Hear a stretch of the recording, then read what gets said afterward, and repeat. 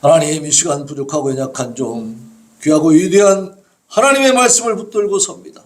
아버지여, 조언 감추어 주시옵시고 하나님의 능력의 말씀이 성령께서 친히 전하여 주시는 그 외침이 되고 그 울림이 되어서 우리 성도들의 신비에 그 마음판에 새겨지게 하여 주시옵시고, 그 말씀이 운동력이 있어서 그 삶을 이끌어가고 아버지 하나님이여 변화시키고 하나님이여 그 삶의 현장에서 많은 열매를 거두어 하나님을 기쁘시게 하는 그러한 복된 삶의 원동력이 되도록 함께하여 주시옵소서. 예수님의 거룩하신 이름으로 기도하옵나이다. 아멘. 인사합니다. 샬롬. 앞뒤로 좌우로 인사하겠습니다. 예, 감사합니다. 자,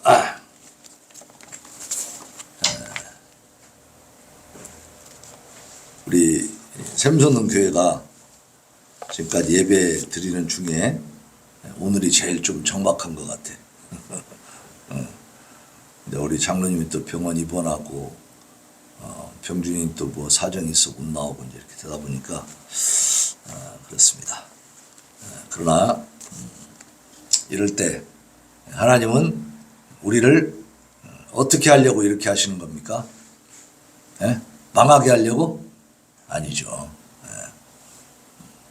이때가 하나님의 축복이 지금 준비되는 기간인 줄로 믿습니다. 사람이 볼 때에 실망하고 좌절하고 끝났다고 할 그 시점에 하나님은 새로 시작하시는 분이에요. 하나님은 결코 실패하지 않으시는 분입니다. 하나님 결코 포기하지 않으시는 분입니다. 하나님께서 반드시 이 과정을 통해서 우리가 잘 믿음으로 견디고 인내하고 참고 그리고 하나님 앞에 기도하면 하나님이 때가 되매 놀랍게 역사하실 줄로 믿습니다. 그때를 우리는 기대하면서 나가는 거예요. 자, 오늘 말씀의 제목을 한번 같이 읽어봅시다. 말씀의 제목 시작. 여호와 그는 거룩하시도다. 여호와 그는 거룩하시도다. 우리 하나님은 거룩하신 분입니다. 거룩이라는 말은 성스럽고 위대하다. 국어사전에 그렇게 나와 있어. 성스럽고 위대하다. 근데 이게 이제 그 원어 히브리어로 보면요, 카도시라고 그래요. 카도시. 이건 holy, sacred 영어로 하면. 그래서 거룩한, 신성한 그런 말이죠. 근데 이 말은, 이 카도시는 분리나 구별이라고 하는 그런 개념이 강조되어 있습니다. 분리, 구별 이렇게. 그래서 카도시는 본질적으로 거룩한 것, 다시 말하면 신적인 의식이나 제의, 제사드리는 그 행위에 의해서 거룩한 영역에 속하게 따로 구분해 놓은 것, 그런 말이에요. 자, 구약에서 거룩한 것들이라고 하는 것은 도덕적 순결보다는 범속한 것으로부터 분리했다. 그러니까 우리가 하나님 앞에 구약시대 제사를 드리잖아요. 양을 드리잖아요. 그러면 오늘 내가 하나님 앞에 양을 잡아서 제사를 드려야겠다 하면은 여러 마리 양 중에 너 괜찮다 갖고 와. 그렇게 하는 게 아니고 1년 된 흠없는 순양을 드리라고 했거든. 그러면요, 1년 동안 어떻게 키워야 돼, 이 양을? 새끼 낳자마자 바로 딱 구분해가지고 그 양을 정성 들여서 키워야겠죠. 1년 된. 흠이 없어야 하니까 이 양을요, 정말, 그러니까 그 양들을 잘 키우면서 새끼 나서부터 1년 동안 키우는데 한 마리만 갖고 하면 안 되지. 왜냐하면 이름이 흠이 날 수가 있으니까. 왜냐하면 양이라는 것이 다 움직이고 활동하는 동물이기 때문에 다칠 수도 있잖아요. 중간에 질병으로 또 이렇게 문제가 생길 수도 있고. 그러니까 여러 마리 양들 중에 이제 그 기간을, 그때 낳은 그 시점부터 양들을 잘 관리를 하는 거예요. 그래서 그 중에 흠없이 1년 동안 잘 자란 그 양을 하나님 앞에 드리는 거거든. 그러니까 그 양은 어떻게 되는 거예요? 하나님 앞에 드리려고 딱 이제 여러 양 중에서 특별히 고르고 뽑아서 이 양이 흠이 없는 양이니까 드려야겠다고 딱 옮겨놓으면 정하면 어때요? 그거는 분리됐죠. 예. 일반 양과 분리되고 구별됐잖아. 이 양은 거룩한 거예요. 왜? 하나님 앞에 드려지는 거니까. 우리가 똑같은 돈이지만 하나님 앞에 드리려고 헌금으로 딱 분리해 놓은 것은 어때요? 거룩한 거예요, 이게. 하나님 앞에 드리는 거니까. 거룩한 것은 그런 뜻이 있습니다. 거룩이라는 말은. 그래서 하나님을 섬기기 위해서 보통으로 사용하는 것으로부터 분리하여서 따로 떼어놓은 것들을 바로 거룩이다, 거룩한 것이다, 이렇게 신성한 것이다 이렇게 말하잖아요. 그러니까 하나님이 우리에게 뭘 원하시느냐? 내가 거룩하니 너희도 거룩할지어다 그랬어요. 그렇다면 우리도 하나님처럼 거룩하고 신성한 그런 삶을 살아야 된다는 거지. 우리도 거룩한 존재로 살아야 된다. 구별돼야 된다는 거예요. 어디로부터? 세상 사람들로부터 구별되는 겁니다. 그래서 뭔가 다른 삶을 사는 거죠. 지향하는 바가 다르죠. 삶의 모습이 다릅니다.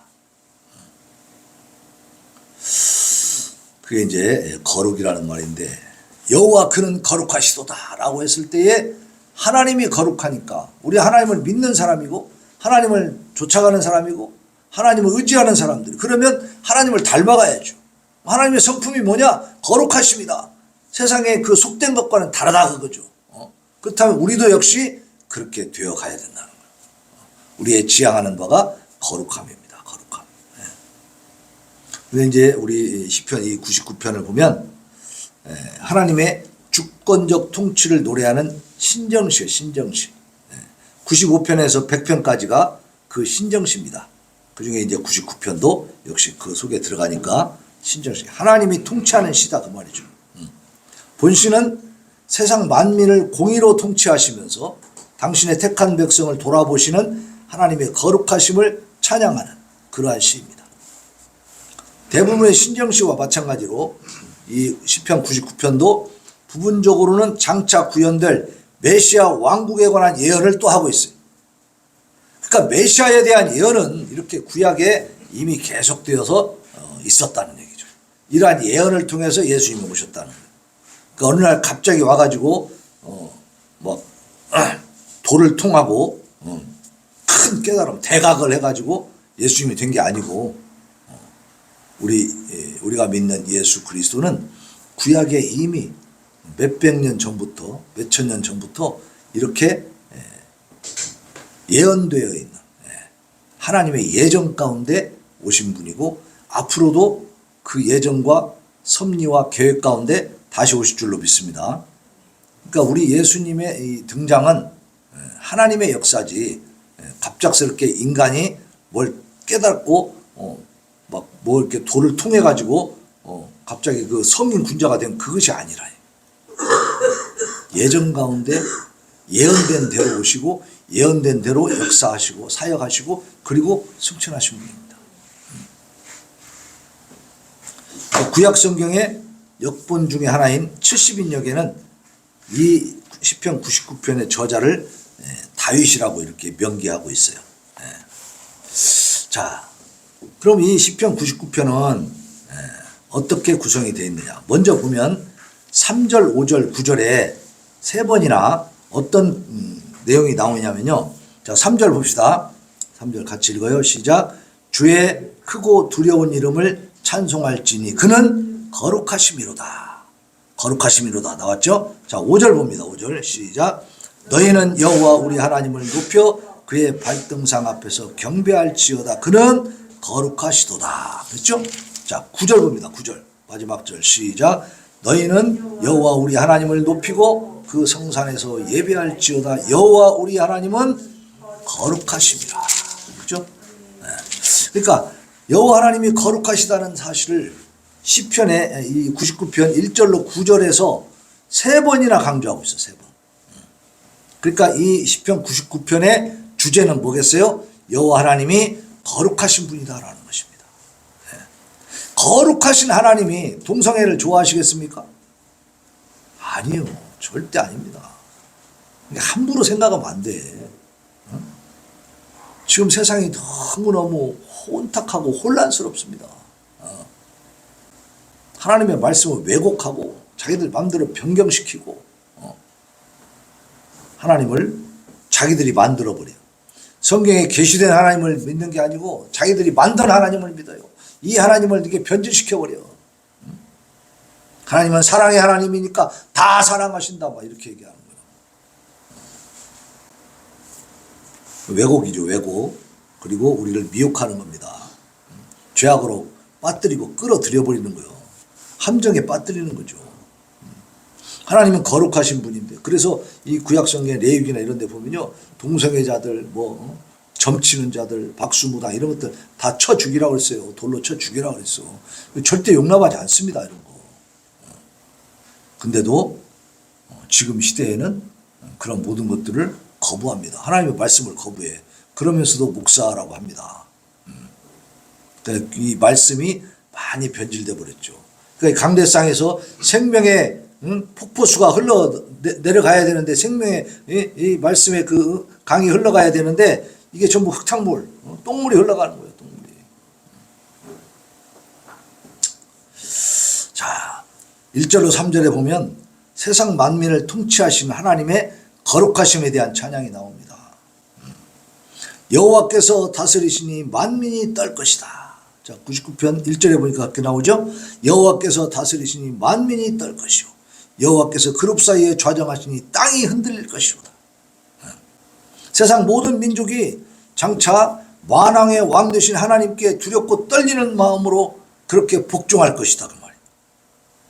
이 세상 끝날에 완성될 메시아 왕국을 기대하게 해줍니다. 여기에 바로 메시아에 대한 예언이 있다는 얘기예요. 이게 지금 구약성경 시편이잖아요. 예수님 오시기 한 900년 전에 쓰여졌던 그 시편인데, 계시록에 가면, 계시록은 1세기 예수님이 부활 승천하신 뒤에 쓰인 거야. 그런데 이 계시록에 보니까 이런 말씀이 있어요.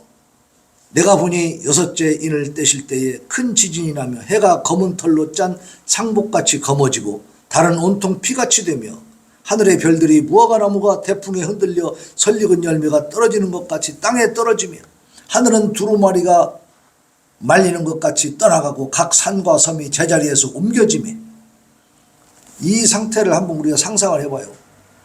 하늘이 막 이렇게 하늘의 별들이 막 떨어진다는 얘기. 해가 검은 털로 짠 상복같이 해가 새카매지고 달은 핏빛이 되고 별들은 떨어지고 그 다음에 하늘은 두루마리가 말리는 것 같이 막 이렇게 말려서 떠나가고 산과 섬이 제자리에서 옮겨진다. 그럼 우리가 얼마나 두렵게 무섭겠어요, 그죠? 천둥 번개만 쳐도 벌벌 떠는데 이게 그냥 천지가 다 막 요동을 하는 거야, 요동. 야, 이런 지각 변동이 일어날 때 사람들이 얼마나 두렵고 떨겠습니까? 그런 상황이 벌어지니까 땅의 임금들과 왕족들, 권력 있는 자들이죠. 힘기나 쓰는 자들, 땅에서 애매했던 자들, 장군들, 부자들, 강한 자들, 모든 종과 자유인, 이런 모든 사람들이 굴과 산들의 바위 틈에 숨어 무서우니까 다 숨죠. 산들과 바위에게 말하되 우리 위에 떨어져 보좌에 앉으신 이의 얼굴에서와 그 어린 양의 진노에서 우리를 가리라. 그들의 진노에 큰 날이 이르렀으니 누가 능히 서리요. 그러니까 주님이 다시 올 때 심판주로 오실 때는요, 세상 만물이 다 온천지가 벌벌 떤다는 얘기죠. 그 예수님의 진노하심이 얼마나 무서운지 바위에 깔려 죽는 게 낫겠다 이거요. 무서우니까 그렇게 두려운 심판이 임할 거라는 얘기입니다. 그것이 오늘 그러니까 이 계시록이 쓰여지기 900여 년 전에 쓰여졌던 이 시편에 또 나오는 거예요. 여호와께서 다스리시니 만민이 떨 것이고 여호와께서 그룹 사이에 좌정하시니 땅이 흔들릴 것이다. 이 예언들이요 다 이렇게 구약에서부터 시작돼가지고 신약으로 넘어오고 지금 이제 앞으로 이루어질 줄로 믿습니다. 우리는 그 중간기에 살고 있는 거예요. 중간기. 자, 여호와께서 그룹 사이에 좌정하신다. 이 말씀은 하나님께서 만왕의 왕으로서 천사들의 호의를 받는 가운데 영광의 보좌에 앉으시는 그 모습을 말하는 거예요. 천사들의 호의를 받으신다. 그룹 사이에. 그룹은 천사들입니다. 계시록 5장 11절에 보면 내가 또 보고 들음에 보호자와 생물들과 장로들을 둘러선 많은 천사의 음성이 있으니 그 수가 만만이요 천천이라는 거예요. 천사들이 많다는 거 적다는 거예요. 엄청나게 많은 거죠. 하나님을 호위하는 천사들이 엄청나게 많은 거예요. 그 사이에 여호와 하나님이 좌정하고 계신다는 거예요. 그 좌정하신 그 하나님을 보고 땅이 흔들려 버려요. 그래서 다시 예수님 오시는 그 상황이 되게 되면 현재 있는 이 땅과 하늘은요 싹 온데간데 없어진다. 새하늘과 새 땅이 내려옵니다. 네. 왜 이게 다 부패하고 이제 다 낡아지고 이제 못 쓰게 돼 버렸기 때문에. 네. 우리는 그래서 그 새하늘과 새 땅에 가서 하나님과 영원히 또 복락을 누리며 사는 거죠. 네. 자, 3절에 보면 그는 거룩하심이로다. 아까 봤잖아요. 거룩은 하나님의 첫째 되는 속성이자 그가 당신의 백성에게 요구하시는 윤리의 최고의 절정입니다. 그러니까 우리가 이 세상에서 살면서 인격이 참 훌륭하신 분이다 라고 얘기했을 때 그 인격이 최고의 수준에 가는 것은 뭐냐? 거룩함입니다. 거룩함. 그러니까 하나님의 그 거룩함에 우리가 일단 다다르기 위해서 우리는 그 노력을 하면서 사는 거예요. 신앙생활은 그겁니다. 하나님의 거룩함에 우리도 다다르기 위해서 그 장성한 예수님의 그 분량에 이르기 위해서 우리가 늘 애쓰고 힘쓰고 기도하면서 그 목적을 향해서 달려가는 우리가 하는 모든 일이 하나님의 거룩함을 닮아가는 그런 삶이 되시기를 바랍니다. 레위기 19장 2절에 보면요. 너는 이스라엘 자손의 온 회중에게 말하여 이르라. 너희는 거룩하라. 이는 나 여호와 너희 하나님이 거룩함이니라. 하나님의 백성에게 하나님이 원하시는 건 뭐냐? 거룩해져라. 왜? 하나님이 거룩하신 분이니까 우리 모두도 거룩하기를 원하시는 겁니다. 자, 그리고 이제 4절 5절에 보면 공의를 수호하고 펼치시는 하나님의 거룩하심에 대한 찬양이 나옵니다. 4절 5절 한번 읽어봅시다. 4절과 5절 시작. 능력 있는 왕은 정의를 사랑하느니라. 주께서 공의를 견고하게 세우시고 주께서 야곱에게 정의와 공의를 행하시나이다. 너희는 여호와 우리 하나님을 높여 그의 발등상 앞에서 경배할지어다. 그는 거룩하시도다. 또 5절에 또 거룩하시도다 나오죠. 하나님께서는 세상의 통치자와 심판장으로서 심판주로서 세상 모든 사람의 행위에 대해서 공정하게 심판하실 줄로 믿습니다. 하나님께서는 세상 만민을 다스리심에 있어서 공의로 통치하신다. 공의로. 능력 있는 왕은 정의를 사랑한다. 우리 하나님은 정의를 사랑하시는 분. 주께서 공의를 견고하게 세우시고 주께서 야곱에게 정의와 공의를 행하시나니. 우리 백성, 하나님의 백성들. 여기서 야곱이라고 하는 것은 이스라엘 백성이고 이스라엘 백성은 이제 이 신약 시대에 바로 우리들인 줄로 믿습니다. 하나님이 우리에게 믿음을 주어서 우리의 성령의 감동을 통해서 우리를 하나님의 자녀를 삼았잖아요. 그러니까 우리가 바로 이스라엘이 우리가 야곱인 겁니다. 우리에게 정의와 공의를 행하신다. 우리의 억울함을 다 풀어주신다는 얘기입니다. 이 세상에서 다 풀지 못하면 어디 가서 하나님 나라에서 다 풀어줄 줄로 믿습니다. 아브라함에게 약속한 그 민족을 이루게 해주겠다는 약속은 아브라함이 살아 생전에는 손자 둘밖에 못 봤다고 그랬죠. 그게 끝이요. 그럼 그걸로 그 약속이 없어졌습니까? 아니에요. 그 뒤에 그 후손들을 통해서 이루어진단 말이에요. 하나님의 역사는 반드시 이루어진다는 거예요. 내가 이 땅에 있을 때만 이루어지는 게 아닙니다. 이 땅에 없어도 계속 이어질 줄로 믿습니다. 그러니까 우리가 이 땅에서 조마조마하고 초조하게 생각할 거 하나도 없어요. 하나님의 약속은 반드시 이루어지는 하나님의 뜻에 의해서 하나님의 경륜에 의해서 다 이루어지니까. 그래서 하나님이 정의와 공의로 심판하시고 그렇게 다스리신다고 하는 것은 우리 하나님의 백성들의 억울함을 반드시 신원해 주신다는 그런 약속의 말씀입니다. 그러니까 우리가 억울한 것이 있더라도 하나님께 맡기면 됩니다. 하나님이 다 풀어주실 줄로 믿습니다. 해결해 주실 줄로 믿습니다. 하나님은 반드시 그 약속을 지키십니다. 근데 여기서도 하나님이 어떤 분이냐? 능력 있는 왕이요. 하나님은. 그죠? 근데 뭘 사랑하셔요? 정의를 사랑하셔요. 주께서 공의를 견고하게 세워주시고 그리고 이 야곱에게 하나님의 백성에게 정의와 공의를 행하신다. 그러니까 우리도 어떻게 살아야 돼? 정의롭고 공의로운 그런 삶을 살아야 돼. 우리가 편법을 쓰고 불법이나 위법에 그 도사가 되면 안 됩니다. 예. 우리는 항상 정의롭게 정직하게 바른 길로 가야 되는 거예요. 왜? 하나님이 그런 분이기 때문에. 그리고 하나님은 우리에게 그런 관심이 아주 지대하십니다. 그래서 우리가 정의와 공의를 행하면서 사는지 엉뚱한 불의한 길로 가는지 다 보고 계시다 그 말이에요. 특별히 더 관심을 갖고 계시고, 그렇게 불의하게 살고 하나님 앞에 불순종하고 패역한 길로 가면 하나님의 자녀를 가만 놔둬요? 아니요, 채찍질하십니다. 그러니까 하나님 앞에 두드러 맞고 바르게 살 거예요? 안 맞고 바르게 살 거예요? 하나님 앞에 우리가 바르게 살 때 하나님 또 칭찬해 주시죠. 거기에 따른 또 복을 허락해 주시고 많은 열매를 거두게 해 주시고, 그러나 함부로 살고 죄악된 길로 가고 향락에 빠져 있고 불의와 그 편법에 막 도사가 돼가지고 그쪽으로 가면은 하나님 기뻐하지 않습니다. 그리고 그 길을 하나님 막으세요, 반드시. 예. 그래서 분명히 매를 맞게 돼 있어, 매를. 사랑하는 자, 자기의 참 자녀에게는 반드시 채찍질하는 거예요. 그렇게 하지 않으면 뭐라고 했어요? 사생자, 사생자. 하나님의 참 자녀가 아니라고 그랬습니다. 자, 우리가 다 이루지 못해도 하나님이 정의와 공의를 이루실 것을 믿을 수 있기를 바랍니다. 하나님께 맡기면 해주신다. 그리고 이제 5절에 보면 그의 발등상 앞에서 경배할지어다, 그 말씀이 나와요. 너희는 여호와 우리 하나님을 높여 그의 발등상 앞에서 경배할지어다. 그는 거룩하시도다.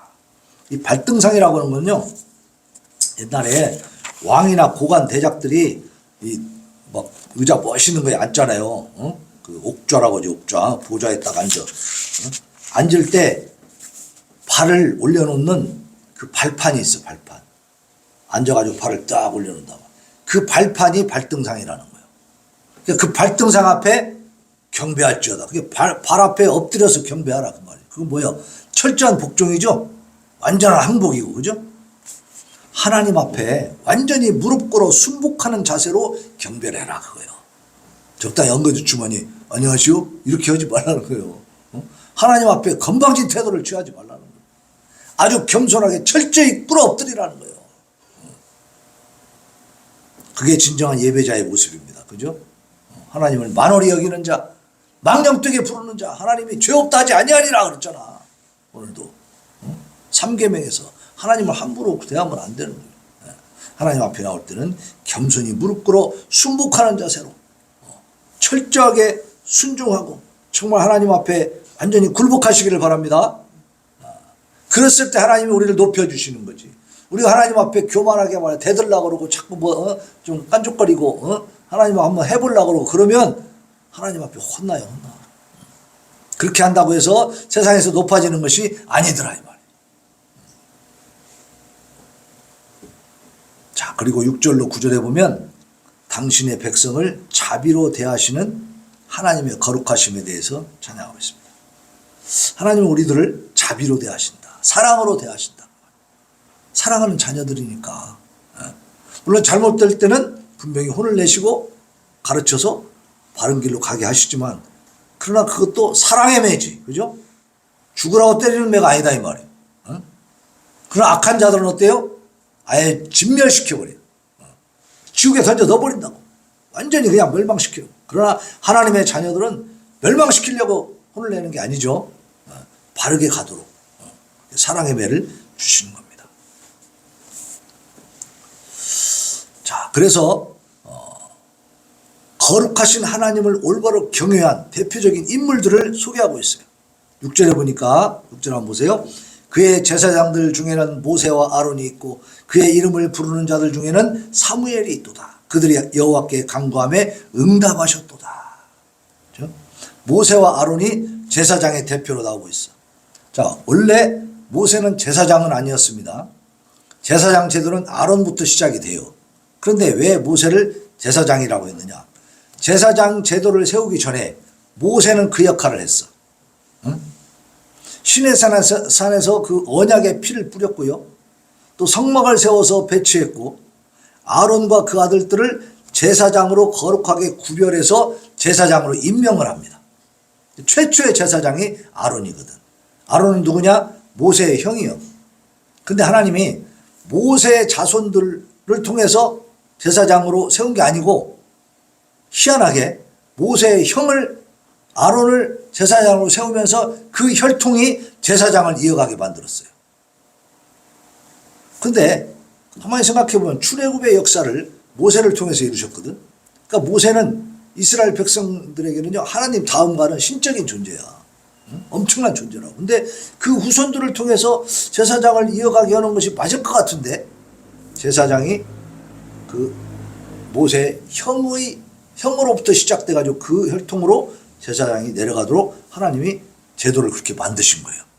왜 그랬을까? 모세를 통해서 모세의 후손이 제사장이 되면 이건 제사장이 아니요. 이건 하나님이 하나님. 그죠? 그들을 하나님으로 섬겨볼 수가 있어. 그리고 그 후손들도 그러한 교만에 빠질 수 있겠죠? 네.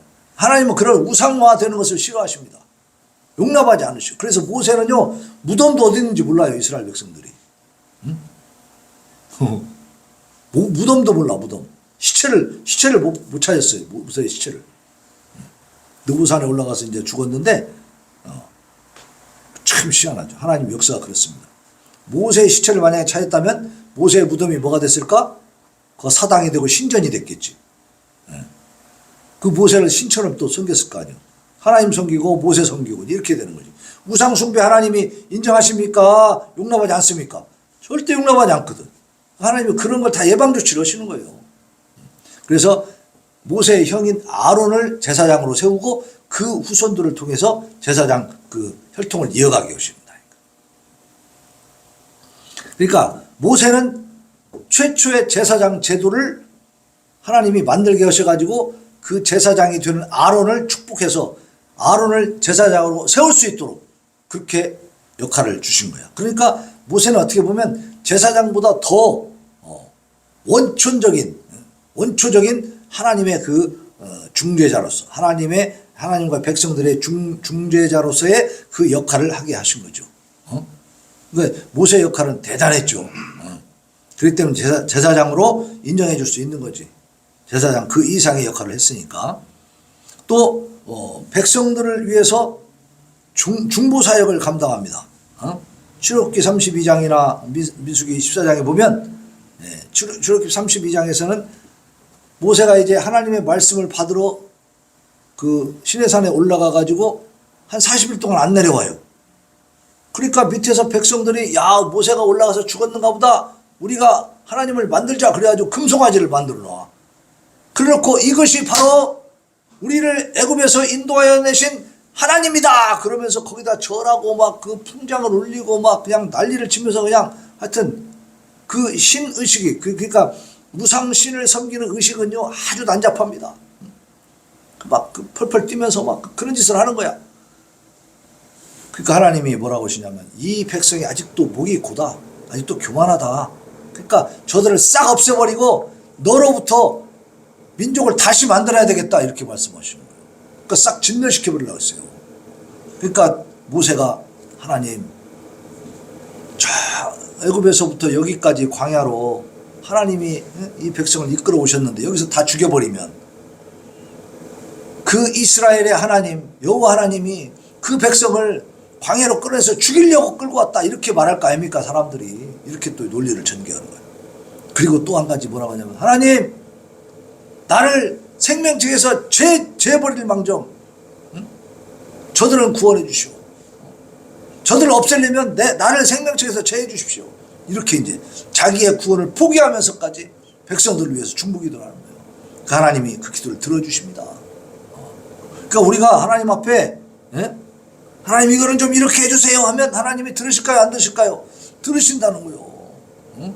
백성을 위해서 기도하니까 백성들을 다 죽이려고 하다가 살려주시잖아요. 또 민수기 14장에서는 정탐꾼을 보냈어.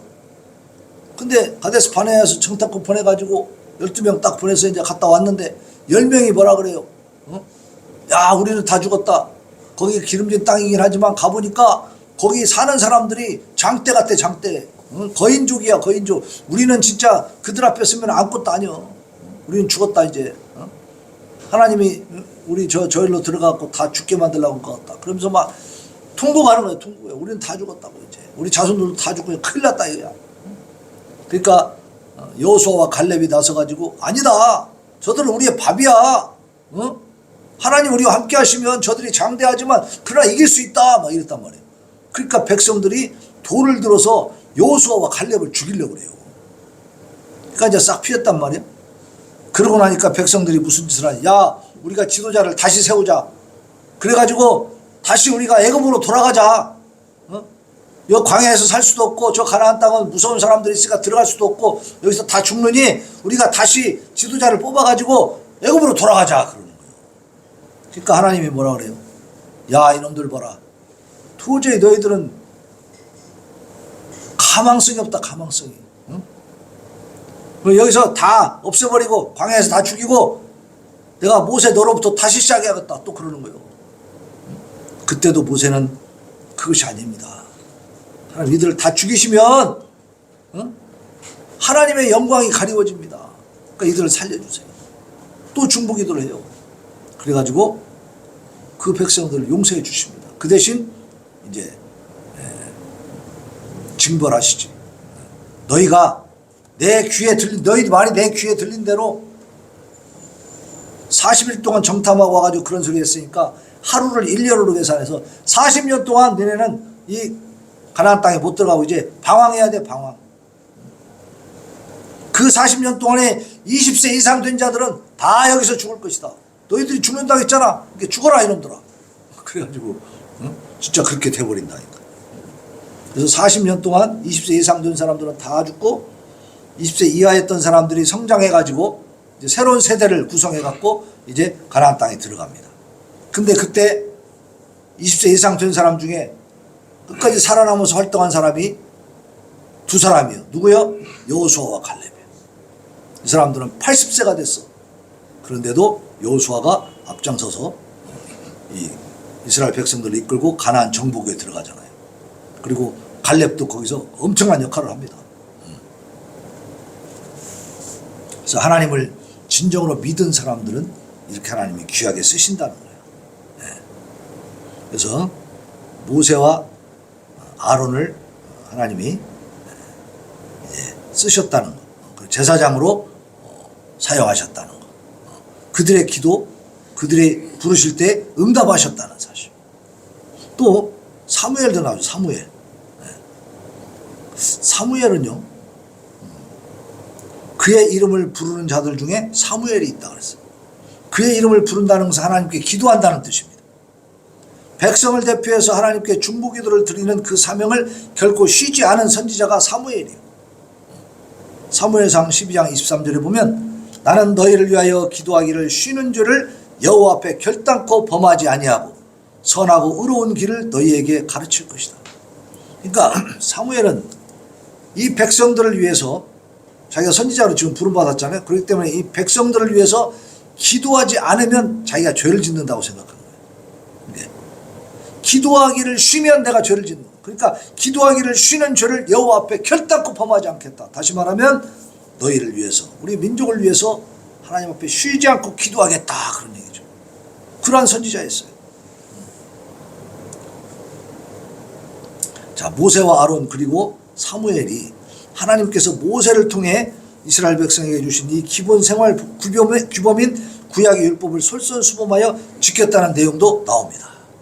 자, 이 사람들의 간구에 응답하신 이유가 있어. 왜? 7절에 보니까 여호와께서 구름 기둥 가운데서 그들에게 말씀하시니 그가 그들에게 주신 증거와 율례를 지켰다 그랬어요. 하나님의 말씀을 지키려고 노력하면서 살았다. 말씀의 근거에서 살았다 그 말입니다. 이스라엘 자손들 역시 하나님께 순복하는 거룩한 삶을 살아야 된다는 것을 교훈해주고 있는데, 오늘날 이스라엘이 누구라고 그랬습니까? 우리들이라고 그랬죠. 우리도 하나님의 말씀을 외면하고 살아야 돼요. 말씀을 지키면서 살아야 돼요. 하나님의 말씀을 지키면서 살아야 된다는 겁니다. 네. 그리고 이제 8절에 보면 여호와 우리 하나님이여 주께서는 그들에게 응답하셨고 그들의 행한 대로 갚기는 하셨으나 행한 대로 죄를 범하면 반드시 벌을 내렸어. 그러나 그들을 용서하신 하나님이에요. 용서하신 하나님. 모세와 아론 그리고 사무엘이 그 중보 기도를 통해서 하나님께서 율법을 거스려 범죄한 이스라엘 백성을 용서해 주셨다는 사실. 주께서는 저희를 위하여 화해하셨나이다. 그들을 용서하셨다는 이 내용은요, 이렇게 번역할 수 있다는 거예요. 주께서는 저희를 위하여 화해하셨나이다. 근데 중보 기도, 회개 기도를 올려드릴 때 하나님이 이 죄인들과 화해하신다. 자, 로마서 10장 11절 12절에 보면 성경에 이르되 누구든지 그를 믿는 자는 부끄러움을 당하지 아니하리라 하니 유대인이나 헬라인이나 차별이 없습니다. 누구든지 주의 이름을 부르는 자는 구원을 받으리라. 그러니까 우리가 하나님 앞에 나아갈 때는 이제 이 신약시대가 되고 구약시대도 마찬가지였지만 신약시대가 더 넓게 기회가 주어진 것이 뭐냐면 유대인이어야만 되는 게 아니다 이 말이에요. 이스라엘 그 야곱의 후손으로서 그 혈통을 가져야만 되는 게 아니다 이 말이에요. 이제는 진짜 이스라엘 백성이 누구냐? 하나님의 자녀가 누구냐? 예수 그리스도를 믿는 자다 이 말이에요. 혈통의 관계가 없는 겁니다. 믿음으로 이제 모든 것을 결정하는 그런 시대가 됐다는 것입니다. 그리고 이제 그 성산에서 예배할지어다. 9절에 보니까 너희는 여호와 우리 하나님을 높이고 그 성산에서 예배할지어다. 여호와 우리 하나님은 거룩하십니다. 하나님이 거룩하신 분이기 때문에 우리가 하나님 앞에 하나님을 높이고 또 거기서 예배 드리는데 어디서? 성산에서. 하나님과 영적 교제가 이루어지는 장소가 성산, 거룩한 산입니다. 요한복음 14장 21절, 23, 24절에 보면 예수께서 이르시되 여자여 내 말을 들으라 믿으라 이 산에서도 말고 예루살렘에서도 말고 너희가 아버지께 예배할 때가 이르리라. 아버지께 참되게 예배하는 자들은 영과 진리로 예배할 때가 오나니 곧 이때라. 아버지께서는 자기에게 이렇게 예배하는 자들을 찾으시니 하나님은 영이시니 예배하는 자가 영과 진리로 예배할지니라. 그러니까 이 산이냐 예루살렘이냐 장소가 중요한 게 아니고 뭐예요? 우리가 영과 진리로 진심으로 우리의 마음과 정성을 다해 하나님을 예배하면 그곳이 뭐가 되는 거예요? 성산이 되는 거예요. 우리가 이 샘소동의 이 장소에서 하나님 앞에 진심으로 예배 드리니까 여기가 바로 뭐가 되는 겁니까? 여기가 성산이에요. 성산. 그러니까 너희는 여호와 우리 하나님을 높이고 그 성산에서 예배할지어다 했을 때에 바로 이 성산이 이 샘소동교회 이 장소다. 이 군산에도 많은 곳에서 지금 예배를 드리고 있잖아요. 예배 드리는 그 곳마다 다 성산인 줄로 믿습니다. 거룩한 산이 되는 거예요. 우리가 엄청나게 시설이 좋고 빌딩 같은 대궐 같은 엄청난 그 건물에서 예배를 드려야만이 하나님 받으시는 게 아닙니다. 그곳에 모여서 엉뚱한 파티를 하고 있으면 하나님과 상관이 없어. 유럽이나 영국이나 이런 미국 쪽에 가보면은 큰 교회들이 이 말하자면 무슨 나이트클럽 이런 걸로 변한 데가 많다고 하잖아요. 그러면 교회가 그렇게 엄청나게 거대하게 세워져 있어도 그 안에서 술 먹고 파티하고 있으면 그게 예배요? 교회요? 그게 성산이요? 아니잖아요. 건물만 교회면 되냐 이 말이에요. 희한한 것은요. 강대상이니 뭐 옆에 붙여놨다 이런 그 성화 같은 것도 안 띈대요. 그대로 둔대 그냥. 그대로 다 둔 상태에서 강대상 뭐 이게 십자가 이런 거 다 그 둔 상태에서 그 안에다가 술집을 만들어 놓고 노는 거야. 얼마나 사람들이 대담해졌습니까? 하나님의 교회를 능멸하고 있는 거 아닙니까? 그 영국의 모습이요, 그게. 그러니까 지금 이제 해가 지는 나라지, 이제 영국은. 그래서 하나님 앞에 그런 식으로 행동을 하면 하나님이 결코 그 나라를 세워주지 않습니다. 오늘날 하나님이 다스리시는 것을 믿으시기 바랍니다. 하나님이 관심을 가지고 지금 지켜보고 계십니다. 자, 오늘 이 99편의 시인은 세 번씩 3절, 9절, 9절에서 그는 거룩하시도다 이 말을 반복하고 있죠. 그리고 하나님이 거룩하시니 그분의 택함 받은 성도들도 우리도 어때야 돼요? 우리도 거룩해야 된다. 그분의 거룩하심에 합당한 또 경배와 찬양을 하나님 앞에 올려드려야 된다는 것을 말씀하고 있습니다. 우리는 예수 그리스도의 피국물을 힘입어서 죄사함 받고 하나님 앞에 의롭다 칭함 받아야 거룩해진다는 사실을 기억을 해야 돼요. 그래서 우리는 예수 그리스도를 믿는 그 믿음, 그리고 그 믿음을 통해서 죄사함을 받고 하나님이 의롭다고 인정해 주셨을 때 우리가 거룩해지는 거죠. 우리는 이미 거룩해진 거예요. 법적으로 거룩해졌어. 그러면 우리가 어떻게 살아야 됩니까? 자, 여러분이 지금 예수 그리스도의 피로 죄사함 받았습니까? 못 받았습니까? 받았습니다. 그렇다면 우리는 이미 거룩하다고 하나님이 인정해 주신 거예요. 의롭다고 인정해 주신 겁니다. 그럼 우리가 어떻게 살아야 돼? 응? 거룩하다고 인정해 주셨는데 거룩하지 못하게 살면 안 되겠죠. 그래서 거룩하신 하나님을 우리 아버지라고 부르면서 그분과 영원토록 신령한 교제를 나누면서 살아야 된다. 그렇죠? 근데 우리가 지금 살아가는 모습을 보면 그렇지 못할 때가 참 많지. 그렇다고 해서 나는 구제불능이야 하고 포기해야 됩니까? 나는 거룩하게 살 자신이 없어. 거룩하게 살 제비가 못 돼. 나는 안 되는 것 같아. 그리고 포기해야 되냐 이 말이에요. 그것은 하나님 앞에 진정으로 구원받은 자가 아니지. 참 믿음이 있는 사람은 포기하지 않습니다. 왜냐하면 하나님의 위로와 하나님의 인도하심이 있기 때문에 그걸 믿으니까. 그죠? 내가 하는 게 아니거든. 나는 못하죠. 내가 어떻게 거룩한 삶을 삽니까? 어림도 없지. 다만 하나님이 인도하시고 이끌어 주신다는, 그리고 내가 하나님 앞에 용서를 구하고 하나님 앞에 도움을 구하면 하나님이 용서해 주시고 내 손을 잡아주신다는 믿음이 있기 때문에 우리는 다시 일어서고 또 일어서고 또 일어서고 그런 거예요. 오늘도 우리가 기대한 만큼 무엇이 잘 안 되는 것들이 많이 있다 할지라도 그게 실망하지 마시기 바랍니다. 우리가 기대하고 원하는 것들은 지나고 보면 아무것도 아니에요. 생각해봐요. 내가 당장 이 자리에서 하나님 부르심 받고 내 육신이 여기서 썩어지고 내가 하늘로 올라갔다고 하면 이 세상에서 추구하고 원하고 바랬던 것들이 뭔 의미가 있습니까? 지난번에도 얘기했지만은 우리가 살던 동네에 이발소 오시는 분이 그 양반이 이제 국가유공자이기 때문에 광주 보훈병원 거기에서 이제 일을 치료하느라고 한번 만났는데 그때 6개월 뒤에 오라고 한다고 이렇게 예약을 하고 왔단 말이에요. 6개월 뒤에 이제 일을 하러 가야 되는데 돌아가셨네? 그럼 이어러 갈 필요 있어 없어? 응? 예약한 것이 무슨 의미가 있어? 아무것도 아니죠. 응? 아무 의미 없어요. 오직 하나님과 함께하는 하나님의 나라가 영원한 것을 믿으시기를 바랍니다. 그래서 우리는 거기에 초점을 맞추고 살아야 돼요. 하나님과의 관계 속에서 하나님의 일을 더 열심히 하고 더 충성스럽게 하고 더 많이 하기 위해서 내가 건강관리를 하는 겁니다. 이 세상에서 천년만년 살면 뭐 하냐고요. 무슨 의미가 있어. 별거 없어요.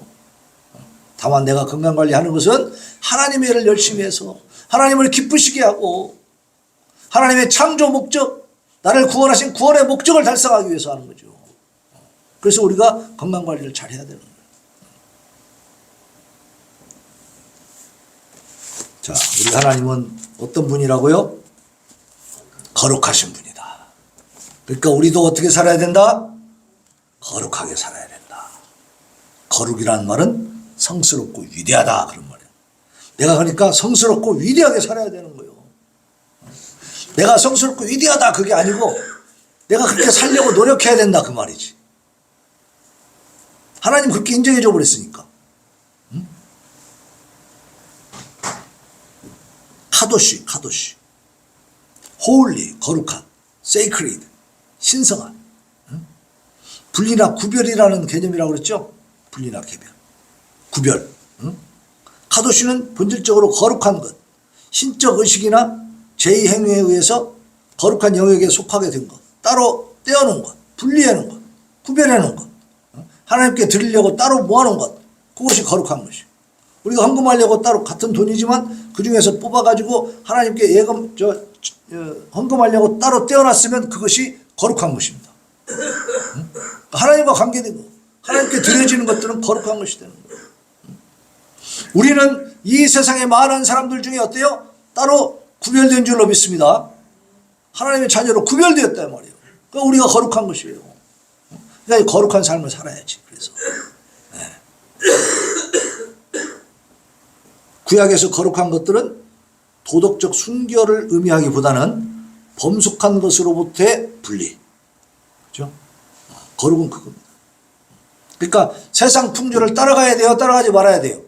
따라가지 말아야 돼요. 세상에서 뭐라고 해도 성경의 말씀의 기준에 따라서 우리는 살아야 돼요. 우리의 규칙은 따로 있는 거예요. 세상의 규칙대로 살면 안 되는 겁니다. 그러니까 세상 규칙대로 그냥 세상이 하는 대로 풍조대로 다 따라서 사람이 하면은 구별이 돼야 안 돼. 구별 안 되는 거죠. 그러니까 거룩하지 못한 거죠. 오늘 이 자리에 우리가 오는 것도 구별됐잖아요. 세상 사람들은 세상으로 나가서 뭐 산으로 놀러 갈 수도 있고 뭐 운동하러 갈 수도 있고 뭐 여러 가지 뭐 일하러 갈 수도 있고 다 세상에 다 속해 살지만 그러나 우리는 그 세상에서 구별돼서 분리됐잖아요. 하나님 앞으로 나왔다고 말이에요. 이것이 거룩한 삶입니다. 뭐 이렇게 뭔가 고상한 척하고 늘 이렇게 좀 이렇게 헐에 허식으로 가식을 부리면서 이렇게 살아야 그게 거룩한 게 아니고 하나님 중심의 삶을 살면 그게 거룩한 줄로 믿습니다. 하나님의 영광을 위해서 하나님 앞에 예배드리기 위해서 시간을 드리고 그러니까 이렇게 예배드리는 시간도 거룩한 시간이 되는 거예요. 하나님 앞에 드려지는 시간이니까 이 시간도 거룩함이 있고 이 물질도 거룩함이 있고 나의 삶의 모습도 거룩함이 있다 그 말입니다. 그래서 하나님을 섬기기 위해서 보통 사용으로부터 분리해 놓거나 또 따로 떼어놓는 것이 이 거룩함이란 말이니까 우리는 세상 풍조를 따르지 말고 하나님의 말씀의 그 규칙과 규범에 따라서 그 율례에 따라서 그렇게 하나님 앞에 거룩한 삶을 사는 우리 성도들 되기를 예수님의 이름으로 축원합니다. 아멘. 자, 우리 459장 누가 주를 따라 우리 찬양합시다.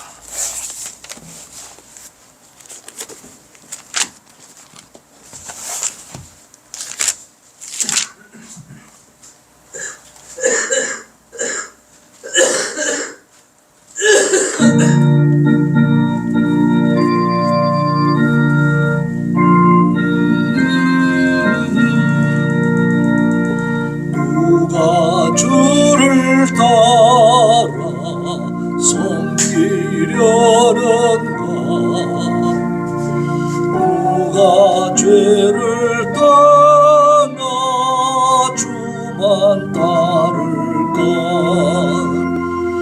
누가 주를 섬겨 남을 구할까 누가 주의 뒤를 따라가려나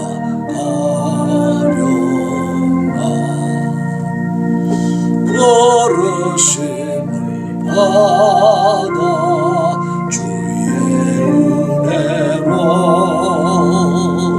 주를 따라가네 주만 따르네 세상 영광 위에 다름 아니요 크신 사랑이네 주만 따르고 누가 내려주신 은혜 힘입어 주의 뒤를 따라 힘써 일하네 버르심을 받아 주의 은혜로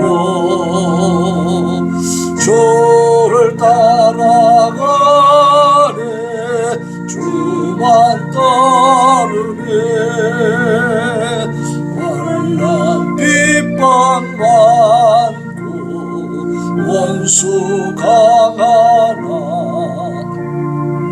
주의 용서 더욱 힘이 강하니 무한을 이겨 넘어뜨리려 변함없는 진리 성리 아니라매 기쁜 찬송하며 주의 은혜로 주를 따라가네 주만 따르네. 아멘. 아멘. 너희 마음에 슬픔이 가득할 때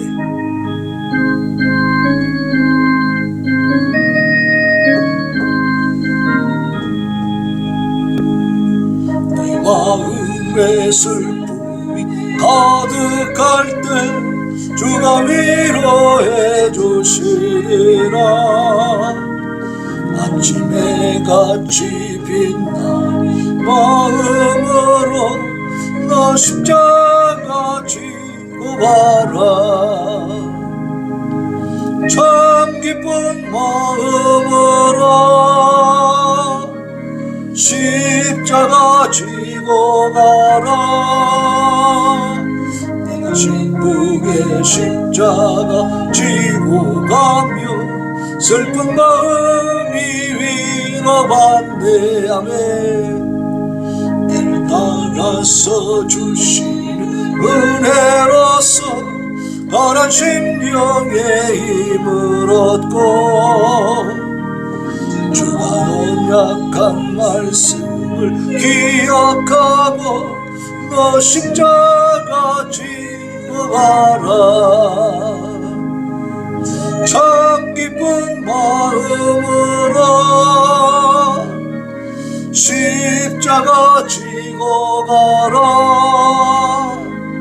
내가 신부의 십자가 지고 가며 슬픈 마음이 위로받네. 아멘. 내 맡은 일 성실히 행할 때에 주님 앞에서 상 받으리.